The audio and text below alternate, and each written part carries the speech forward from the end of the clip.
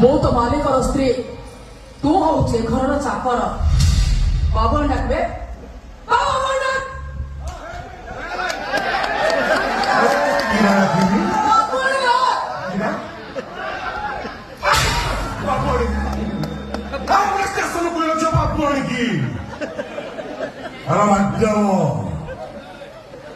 ସେ ନୀଳବର୍ଣ୍ଣ ସୁଗଳ ଗପ ଶୁଣୁଛ କି ନାହିଁ? ରଙ୍ଗ ହାଣ୍ଡିରେ ପଡି ସେଦିନ ସେ ସୁଗଳଟା ରଙ୍ଗ ବଦଳେଇଲା ଭଳି ମୁଁ ଶୁଭମ ବାବୁକୁ ଭାଇ ତମେ ଯୋଉ ରଙ୍ଗ ବଦଳେଇବ କି? ମୁଁ ବାଦଲ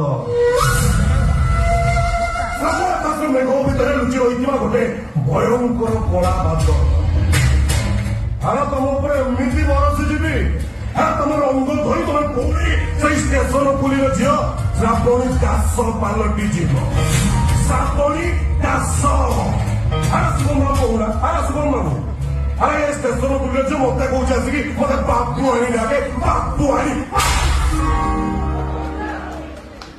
ବାବୁ ତମେ ବାହାର ଲୋକ, ବାହାର ପଢିବା ପାଇଁ ଚେଷ୍ଟା କର। କଥାରେ ମୁଣ୍ଡ ପୁରେଇବୁ। I can't tolerate you. ମାମା ଏ ଲୋକଟାକୁ ଯେତେବେଳେ ବାଚ ଘରୁ ବାହାର କର। ନାଇଁ ତୋ ମାମା ବାହାର କରିଦବ।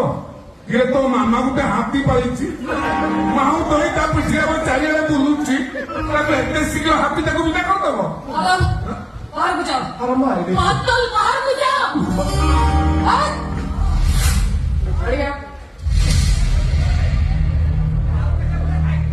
ବାବୁ କଣ କହିଲେ? ବାହାର ଲୋକଟା ବାହାରକୁ ବାବୁ କଣ କହିଲେ ପଚାରୁଛି? କହ। ବାହାର ଲୋକଟା ବାହାରକୁ ପଳା କହିଲେ ନା? ଯା। ଶୁଣ, ଆଉ କଣ କହିଲେ? ବାବୁ କହିଲେ ବାହାର ଲୋକଟା ଫ୍ୟାମିଲି ମ୍ୟାଟରରେ ମୁଣ୍ଡ ଘୁରେଇବନି।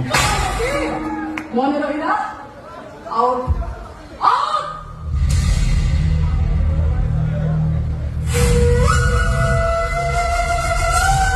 ଭଲ ଲାଗିଲା।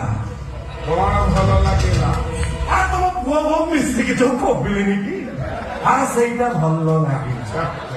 ହେଲେ ମୁଁ ବାଦଲ, ମୋ ପାଇଁ ବି ଦିନେ ସମୟର ଚକ ବଦଳିବ। ମୋ ପାଇଁ ବି ଦିନେ ଆଲୁଅର ରାତି ଆସିବ।